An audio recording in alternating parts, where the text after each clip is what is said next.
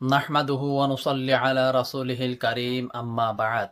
হযরত সাইয়েদুনা আব্দুল্লাহ রাদিয়াল্লাহু আনহু থেকে বর্ণিত একটি হাদিস, যে হাদিসটি সহিহ বুখারীতে উল্লেখ রয়েছে।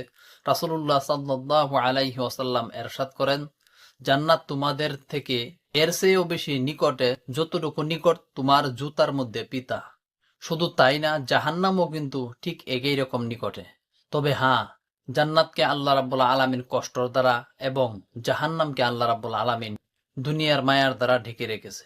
আর যারা কষ্ট করে, সবর, ধৈর্য, বিনয়ের সাথে ইবাদত করে এবং কি মানুষের সাথে আচার ব্যবহার ভালো করে, আল্লাহ রাব্বুল আলামিন তাদেরকে ভালোবাসেন এবং কি তাদের ঠিকানা হবে জান্নাতে। তাই প্রিয় মুসলিম ভাই এবং বোন, আমরা যদি দুনিয়াতে ভালো কাজ করি তাহলে আখেরাতে পাবো জান্নাত, আর যদি আমরা খারাপ কাজ করি তাহলে আখেরাতে পাবো আমরা জাহান্নাম। তাই আমরা সকলেই সকল ধরনের খারাপ কাজ বাদ দিয়ে ভালো রাস্তায় এসে যাই এবং কি ইবাদতে লেগে যাই, যাতে আল্লাহ রাব্বুল আলামিন আমাদের উপর খুশি হয়ে যায়।